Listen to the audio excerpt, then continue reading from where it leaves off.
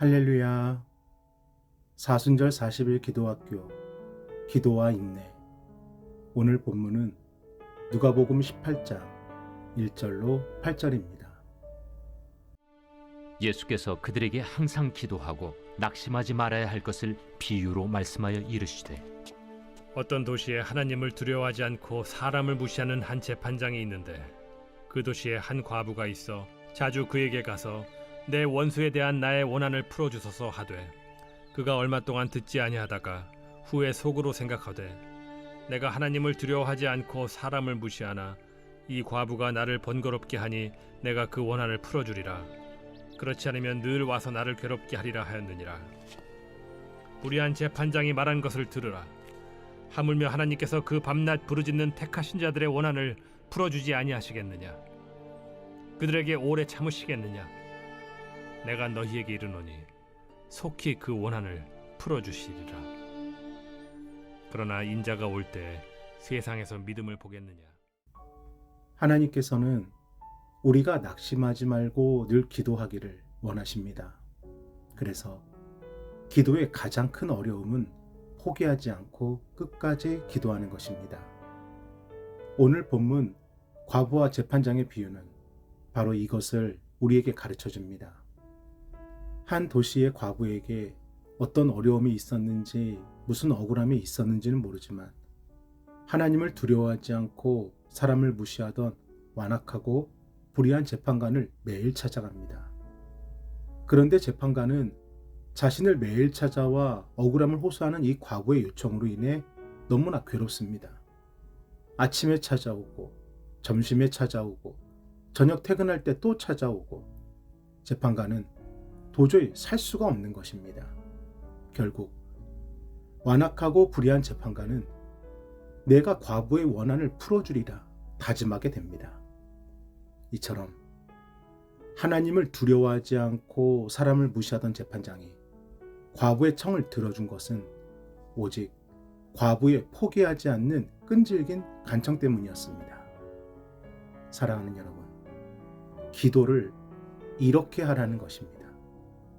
잠깐 기도하고 어쩌다가 기도하고 다급하고 위급할 때만 기도하는 것이 아니라 낙심하지 말고 멈추지 말고 항상 기도하라는 것입니다. 그러면 기도를 멈추지 말아야 하는 이유가 무엇일까요? 다른 방법을 기대하지 말고 기도로 승부하라는 그 이유가 무엇일까요?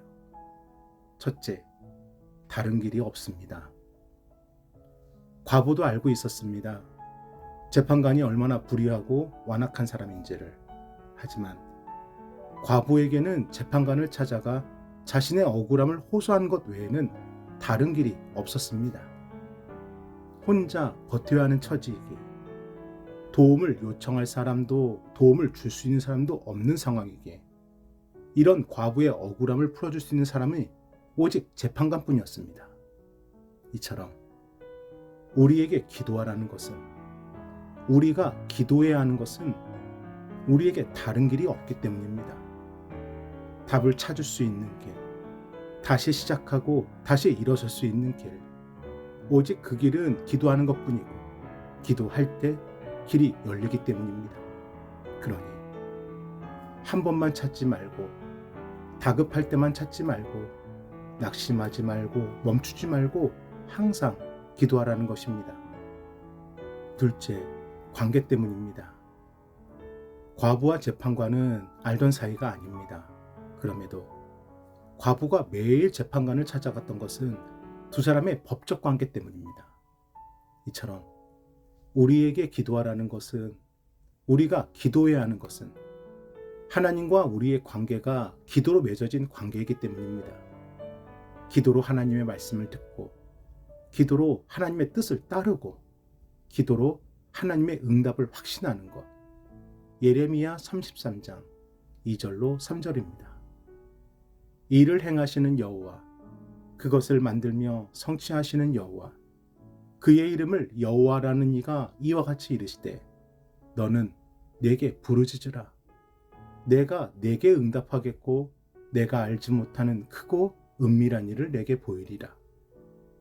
사랑하는 여러분, 기도할 때 하나님이 응답하시는 것은 기도가 하나님과 우리의 관계의 유일한 열쇠라는 것입니다. 셋째, 하나님은 다르시기 때문입니다. 누가복음 18장 7절입니다. 하물며 하나님께서 그 밤낮 부르짖는 택한 자들의 원한을 풀어주지 아니하시겠느냐? 그들에게 오래 참으시겠느냐?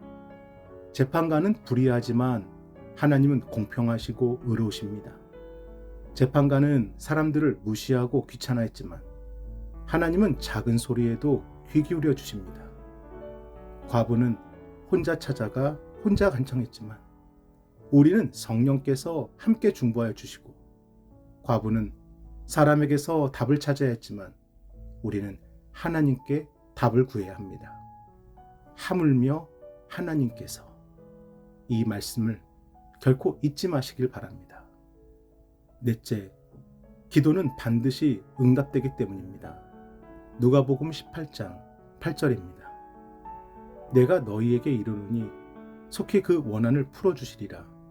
그러나 인자가 올 때에 세상에서 믿음을 보겠느냐 하시니라. 아멘. 인자가 올 때에 세상에서 믿음을 보겠느냐. 먼저 예수님의 이 말씀을 풀고 넘어가겠습니다. 이것은 예수님께서 반어법으로 말씀하신 것으로 사람의 나약함을 아시기에 그러한 사람이 인내한다는 것이 얼마나 어려운 것인지를 아시기 때문에 예수님이 오실 때까지 끝까지 인내하며 기도할 사람이 과연 얼마나 있겠느냐 말씀하시는 것입니다. 그런데 우리가 주목해야 하는 것은 앞선 약속의 말씀입니다. 속히 그 원한을 풀어주시리라. 사랑하는 여러분, 우리가 인내하여 기도할 수 있는 것은 두 가지를 갖고 있을 때 가능합니다. 먼저 약속이 있어야 합니다. 우리에게 주신 약속이 있어야 인내가 가능해요. 무작정 기다리는 것이 아닙니다. 하나님의 약속, 하나님의 말씀을 붙잡지 않으면 우리는 끝까지 인내하며 기도할 수 없습니다. 그래서 오늘 주시는 약속이 있으면, 오늘 듣게 하신 하나님의 말씀을 붙들 수만 있다면 우리는 끝까지 인내하게 되는 것입니다. 다음은 약속에 대한 확신이 있어야 합니다. 상대방에 대한 신뢰, 상대방에 대한 알미 있을 때 인내할 수 있습니다. 그러므로 우리가 인내하며 기도할 수 있는 것은 먼저 약속을 붙잡아야 하고, 다음은 약속을 해주신 분이 누구인지를 알아야 가능할 수 있습니다. 이 새벽 예수님께서 말씀으로 약속하여 주십니다. 속히 그 원한을 풀어주시리라. 너는 내게 부르짖으라. 내가 내게 응답하겠고 내가 알지 못하는 크고 은밀한 일을 내게 보이리라. 사랑하는 여러분, 하나님께서 우리를 기다리게 하신 이유가 있습니다. 하나님께서 우리를 기도하며 인내하게 하신 이유가 있습니다. 그럼에도 결국에는 속히 풀어주시리라 반드시 응답해 주십니다. 오늘도 보게 하신 말씀, 듣게 하신 말씀을 붙들고 약속하여 주신 이가 하나님이심을 믿고 기도로 인내하는 기도의 공동체가 되길 소망합니다. 우리 함께 기도하겠습니다.